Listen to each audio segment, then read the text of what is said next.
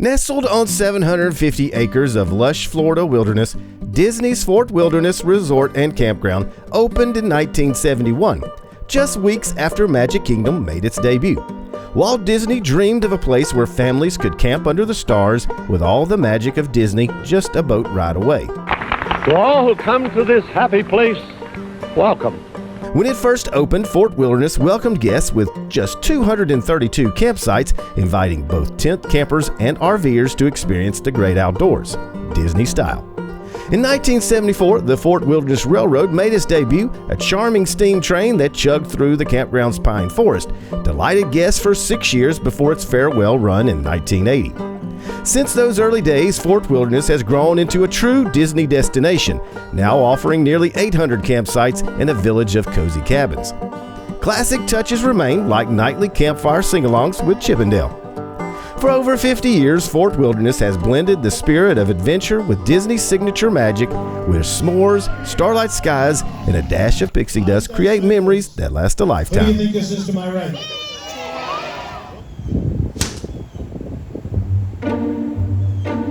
Excitement and nostalgia are colliding at Disney's most beloved campground as Fort Wilderness undergoes its biggest transformation in over 5 decades.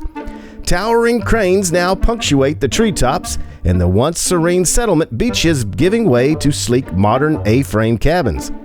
The centerpiece, the soaring Disney Lakeshore Lodge, set to be a 10-story, 900-room DVC resort, rising from the historic river country site and scheduled to open in 2027.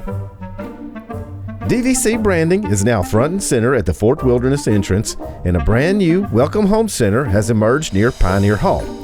But before any alarm bells ring, rest assured this DVC signage is for the Fort Wilderness cabins, not the upcoming Lakeshore Lodge. The lodge will stand alone as its own resort, much like Wilderness Lodge, with no shared identity.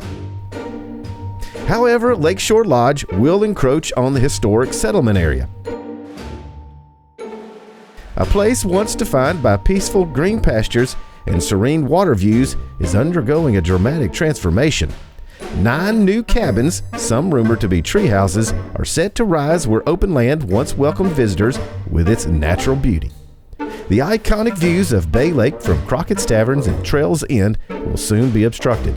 What once framed tranquil boat docks and glittering water will now give way to a dense patch of cabins, some potentially clashing with Fort Wilderness' rustic frontier aesthetic. For the RV community, this moment is deeply bittersweet. Longtime campers are mourning the fading charm of Fort Wilderness. The simple, untouched wilderness now interrupted by construction noise, shifting landscape, and visual clutter. The peaceful atmosphere that defined the campground for generations is giving way to change. And yet there's curiosity. Campers are watching it all unfold with a complex mix of nostalgia, frustration, and anticipation, and maybe a bit of guarded hope. Change is coming, but what it leaves behind and what it creates remains to be seen. Now let's talk about the good, the bad, and the ugly booking at the fort. Now here's the brutal truth. Unlike every other campground in America, Disney won't let you pick your exact site. You could land a dream spot or end up with a jackknife nightmare, as one subscriber told us, and you won't know until you arrive. We requested Loop 600, but they put us in 1400. You can select the type of campsite to accommodate your size rig and preference, but that's it. Your exact site number will remain a mystery until you check in that day. Even they won't know until that day. So let's start with the good. Every campsite is perfectly level and concrete, some large, some small, all ready for your small rig or oversized load. Now the bad. If you're new to RVing, beware. Some loops are so tight they'll test your nerves and your marriage, and so be prepared. You want to be well practiced with backing up. Now let's talk about the ugly. No picking your site number. You get your assignment by text, sometimes as you're driving in. Last year, calling ahead and making requests worked for us. This year, not a chance. If you arrive on a busy weekend, forget getting your preferred loop. Midweek in September, you might get lucky. Busy times of the year, good luck with that. Why does Disney do this? Maybe it's to keep things fair, or maybe it's just to juggle maintenance and tree work. It may just be the way the booking system works. You are invited to request a site upon arrival, and if it's open, you're welcome to it. But again, that boils down to how busy is it. We have learned weekends at the fort is when locals come to play, so weekends get busier. Now let's talk about check-in times at Fort Wilderness. For many years, the check-in time for Fort Wilderness campsites was 1:00 p.m., which is in line with most campgrounds across the U.S. However, at some point, though it's unclear exactly when, Disney officially changed the check-in time to 3:00 p.m. Now this now matches the check-in time for both cabins and campsites according to the Disney website. Now let's clarify this. Cabins have always had a 3:00 p.m. check-in. Campsites used to be 1:00 p.m., but now also reflect a 3:00 p.m. check-in. Last year, we arrived around 1:10 p.m., expecting that old check-in time still applied.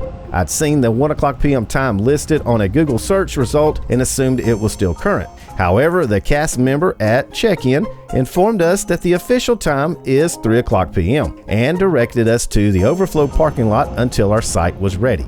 At first, we thought we would be waiting for a full 2 hours, but to our surprise, our site was assigned just 17 minutes later. Now this year, we arrived right at 3:00 p.m. and had a totally different experience. We had already received our site assignment via text message before we even got there. The cast member who helped us this time was much more welcoming and helpful. Now here's a pro tip: use the online check-in. Make sure you complete the online check-in before you arrive. This can save you time and improve your arrival experience. Now here's what I did this year. First, I called the campground direct to request Loop 600 with a preference for Site 612 or 614. Now, like I said, I called the campground number direct. I was then transferred to a travel agent. Last year, when I called the campground directly, it felt like I was transferred to someone in the back office rather than a Disney travel agent. The phone rang only a few times. Someone picked right up. I gave my site request, and that was it. Quick and simple. Now this year was completely different. I was clearly routed to a Disney travel agent. I could tell by the classic Disney hold music. If you've been there, you know what I'm talking about. And ended up waiting on hold for about 45 minutes. Now while the agent still took my request without any issue, the entire process took nearly an hour to complete. This just goes to show that the experience can vary each time, and there doesn't seem to be a consistent process. After making the request, I completed the online check-in. The only option for early check-in is before 3:00 p.m. So be sure to select that if you're planning to arrive early. After this series wraps up, likely in early 2026, I'll be releasing a new loop tour video. It will feature dual perspectives, left and right views of the loops, giving you a more complete look at the campsites. This should help you decide which loop best suits your preference. You will find that there are 5 types of campsites as listed officially on the Disney Travel website. These are the lowest rates available for all of 2026. You will find that August and September have the most affordable rates for the entire year. It's also the least crowded at Disney. You can always tell how crowded Disney will be by the resort rates. When you're not park hopping, Fort Wilderness is a playground for all ages. We'll start with golf cart looping. The best way to see the fort. Decorated sites, hidden gems, and over an hour of looping if you hit every campground loop, not counting the cabin loops. Horseback riding and carriage rides. Feeling adventurous? Saddle up or enjoy a relaxing carriage ride. And something magical during Mickey's not-so-scary Halloween party when the Headless Horseman himself makes an appearance riding, you guessed it, a Fort Wilderness horse. Now here's a fun fact. They rotate several black horses for this role, all straight from the fort. If you haven't seen my review last year where we fully cover Tri-Circle D Ranch, after today's show, go over and check that out. It was part 3 of that 2024 series. And then you have campfire sing-alongs. Chip and Dale make a cameo at the nightly campfire. But be ready for a crowd. This is way more popular than you would expect. this show also never changes, so no need to catch this every single night of your stay. And then there's arts, crafts, canoeing, and more. From tie-dye to archery, there's a little something for every explorer. Let's talk dining options. You'll find one of the most famous shows in the Disney world with claimed best food in all of the Disney World, Hoop-Dee-Doo Review. And it isn't just dinner, it's a 2-hour comedy show with all-you-can-eat fried chicken, ribs, served family style in cast iron skillets. Stretchy pants recommended. I'll show more on this later, so stay tuned as it was my birthday gift. Now you have Trails Inn and Crockett's Tavern, which serve up classic theme park fare, hamburgers, fries, barbecue pork sandwiches, pizzas, and snacks. You'll also find a food truck over at the campfire sing-along area nightly, as it has hot dogs, snacks, and drinks. You'll also find a snack bar at the Meadow swimming pool.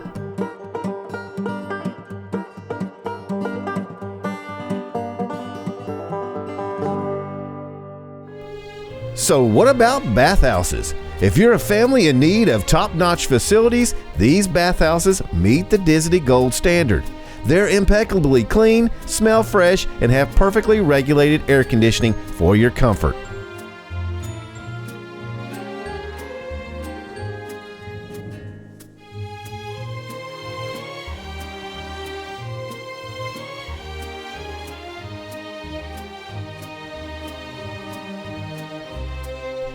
Each bathhouse also features a well-equipped laundry area with plenty of washers and dryers, ideal for those extended stays. Forgot your laundry detergent or fabric softener? No worries. There's a vending machine on site offering those essentials for just $1.50 each. You'll also find ice machines at every bathhouse. Unlike Disney resorts, where ice is complimentary, here you'll need to purchase your ice, but they do provide free bags to carry it. Each bathhouse throughout the fort maintains the same high standard, clean, convenient, and consistently upholding the Disney Gold standard. No one bathhouse outshines the other. They're all equally excellent.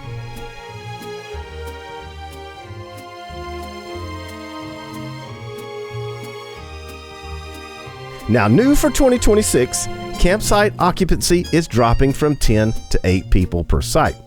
It won't affect everyone, but big families, heads up.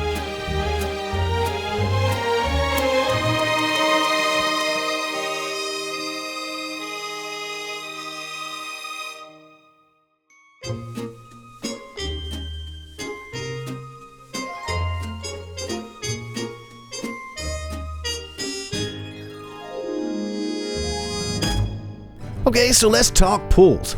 Right now, there are only 2.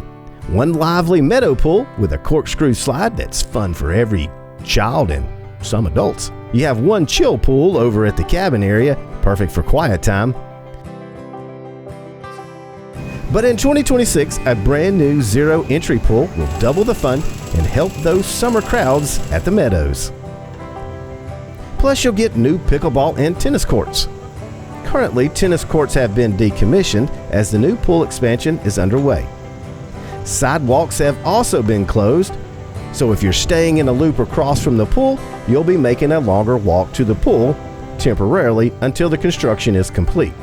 I spoke with a cast member over at the Bike Barn, and they are crossing their fingers for the pool to be fully opened by summer of 2026.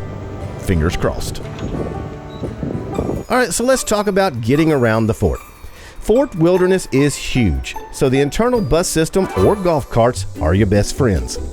The main outpost bus stop will get you to Hollywood Studios, Animal Kingdom, Epcot, Blizzard Beach, Typhoon Lagoon, and Disney Springs. Sorry, no direct water park buses here. What about the Magic Kingdom? Well, you'll need to be in the Settlement Pioneer Hall area for that, and it's going to be by boat or new for 2025, a direct bus shared with Wilderness Lodge guests. So what about the water parks? If you catch the first Disney Spring bus of the day, you get a direct bus to Typhoon Lagoon. But then after that, you'll need to take the Disney Springs bus, then transfer to a Typhoon Lagoon bus there. For Blizzard Beach, the fort directs you to Animal Kingdom, then you get on a Blizzard Beach bus there. Well, we found a better way. Take a Wilderness Lodge bus at the Settlement Pioneer Hall area. Then at Wilderness Lodge, you can catch a direct bus to Blizzard Beach.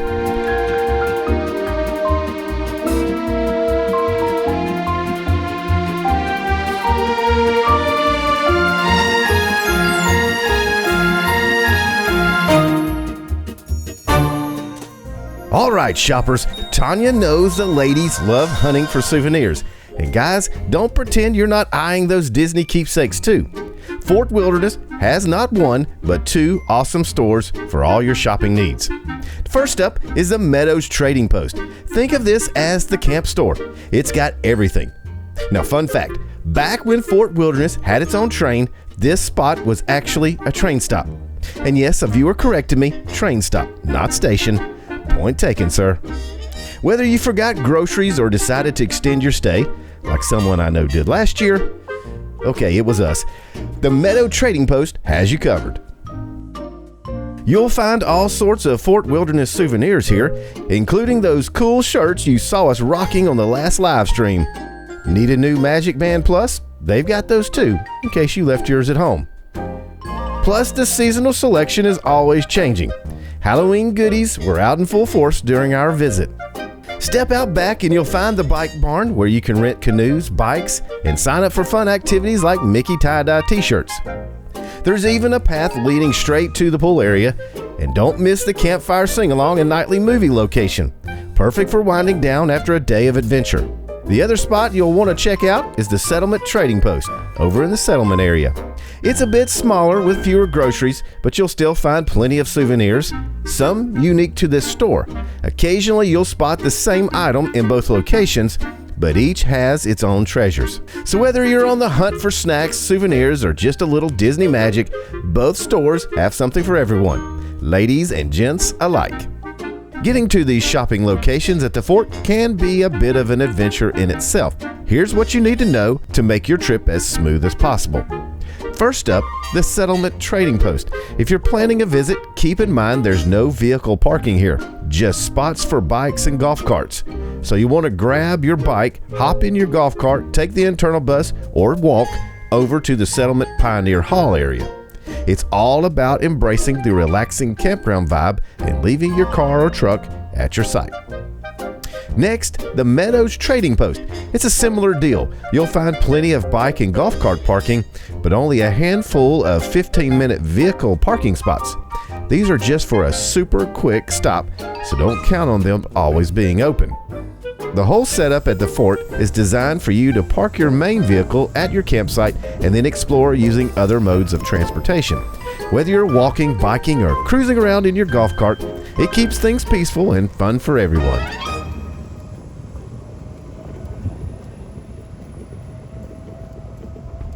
Before we jump into today's fort adventure, we'd love your help.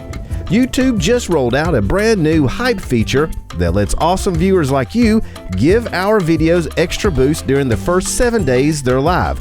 Hitting that button helps fellow RV lovers discover our adventures and helps our channel grow too. If you're enjoying this series, a quick thumbs up let us know we're on the right track. Not part of our YouTube camping family yet? Hit the subscribe and come along for all our journeys. For behind-the-scenes peek, campground updates, and a little extra RV fun, follow us on Facebook and Instagram. Now, if you've missed Chapter 1, no worries. After today's episode, swing back and catch up so you don't miss any of the adventure. We're rolling out all 6 chapters of this Fort Adventure series every Friday in October at 6 p.m. So mark your calendars. Now, back to the show. Oh, sorry. She's in the back seat for the cats, yeah. Yeah. Sit still, boys. We watch you. Oh, do you? Yeah. Oh, okay, cool. Yeah, we watch you. Right. We've watched y'all's review down here several times. Oh, awesome. Yeah, and it was our first trip down here. So. Oh, really? That's cool, yeah. We actually was hoping to get on the 600, but this is what we ended up with, which I guess is pretty good. Oh, it's better than the spot I got. What'd you get? I got 1470. Yeah.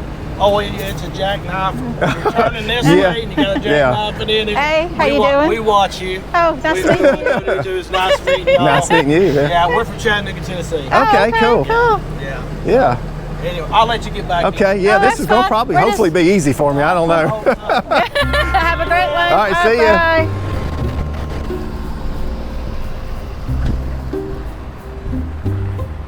Alright, keep her going, keep going. Not right there. Whoa, whoa.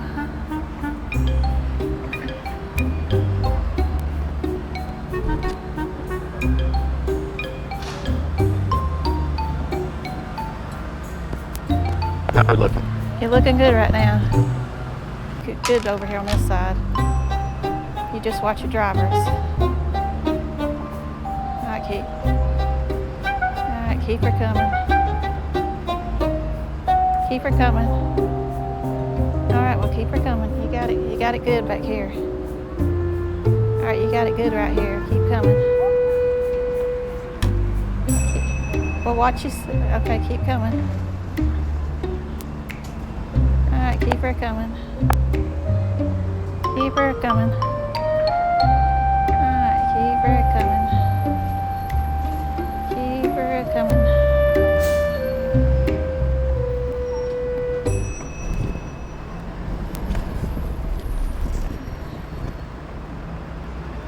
Alright, keep her coming. Keep her coming. That was a pretty simple back end. I did have to go up in the bushes a little bit. But though that was better really Yeah. than the 600 loop. when Oh we were my in gosh, there. yeah. We would have still been trying to back up. Uh-huh. Yeah, looking good. All right, we'll drop it down right here. Yep, drop her. Drop her down. Yeah. All right. What, he was in what, 14, 17? Is that Yes, what he said? yeah. He said he had to do like a jackknife. Oh, really? Yeah, he said it was tight. Uh, See, how cool is that? Oh, you know what? We didn't get a selfie.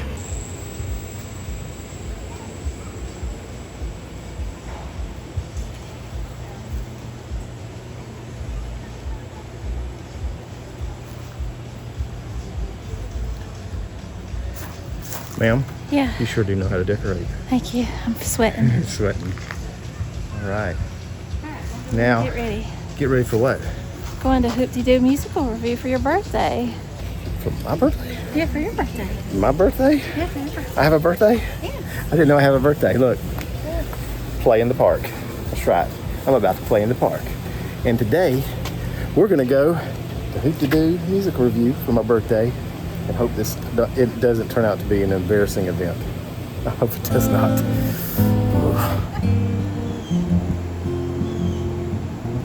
All right, Tonya, so we're going to go over to the bus stop. Yep. Try to figure out how this How works. does the bus stop work? Because we have not done buses before. We were spoiled last year with a golf here's cart. the horse. Oh, we got a horse and carriage going on over here. Just some of the stuff you'll see at the fort.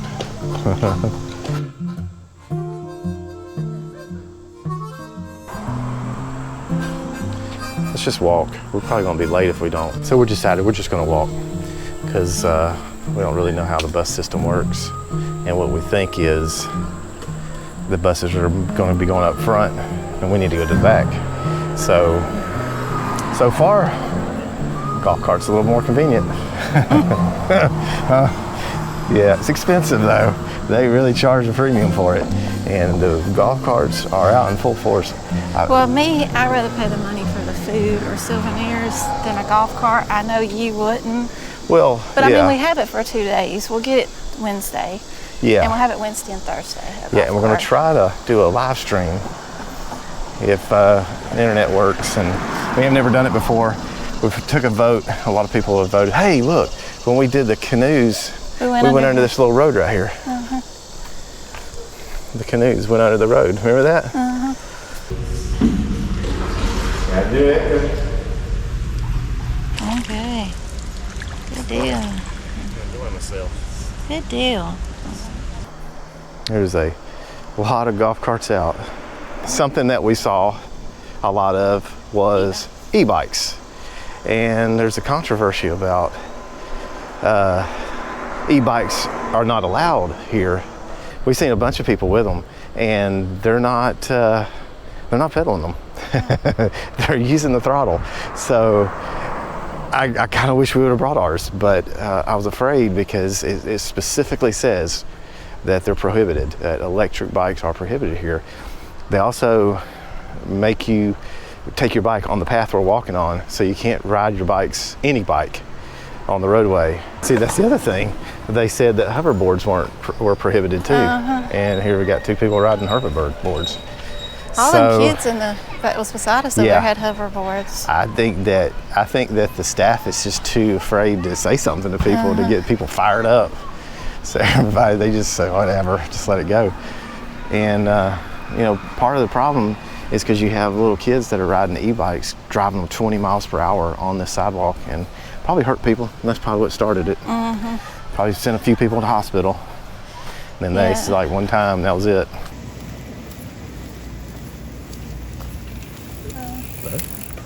All right, guys, so we're already over here at the settlement area. So walking to the settlement area is quicker than you think. It's not that far. 1400, we're already over here.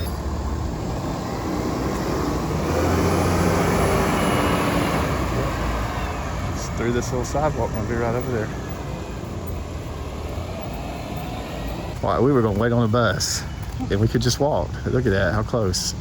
If you think the Disney magic ends at the theme parks, think again. Tonight, we're stepping into a rootin' tootin' time machine at the Fort Wilderness for the legendary Hoop-de-Doo Review, a dinner show that has been making families laugh and clap along for over 40 years. Pulling up to Pioneer Hall feels like discovering an old-timey frontier town, though that could be changing with the new DVC Tower. The energy is contagious. Cowboy hats, kids twirling napkins, and the unmistakable aroma of fried chicken drifting through the air. Whether you arrive by RV, boat, or bus, you're greeted with Southern hospitality and a big old smile. Once inside, the lights dim and the fun begins.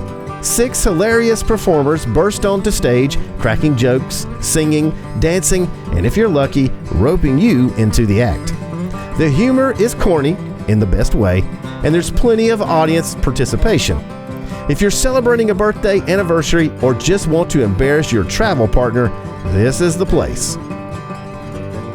Let's talk about the food. That's the real star of this show. The food is an all-you-can-eat family style and absolutely delicious.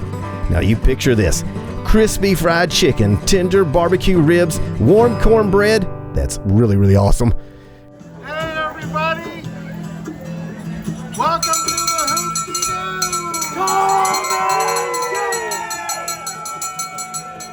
it! All right, Tonya. Yeah, we're right at the stage. Front row and center. Just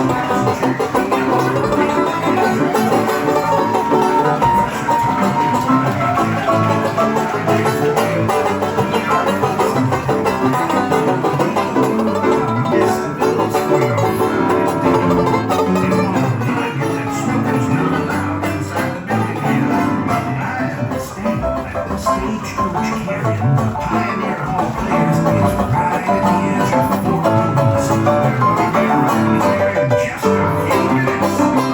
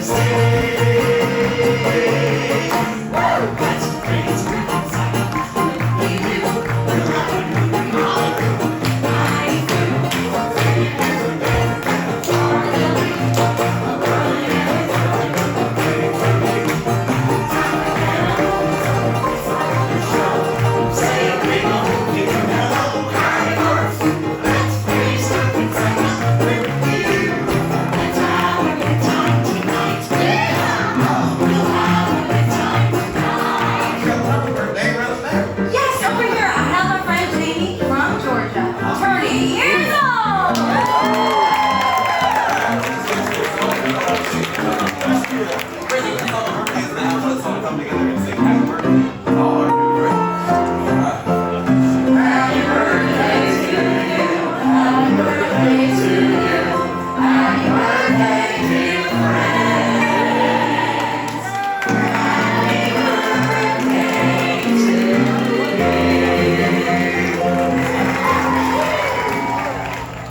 Ready to settle the Fort Wilderness debate once and for all? We're putting Disney golf carts head-to-head with the internal bus system. In our upcoming video, we race from campsite to main outpost and onward to the parks, timing every step so you don't have to. With golf cart rentals costing a pretty penny, is the extra speed and convenience really worth it? Or do the free buses hold their own? We've got real-world results, surprising time trials, and all the info you need to decide if renting a golf cart is a Disney must-do or a skip-it splurge. Don't miss it. Your next Fort adventure might just get a whole lot easier. Special thanks to today's guest star, Harry, who traveled all the way from Pensacola, Florida. Now don't forget to like, share, and hype this video. And if you're not already a part of our YouTube family, be sure to subscribe so you never miss an episode. We'll see you next week in Chapter 3. Until then, safe travels and happy camping. And we appreciate you tuning in.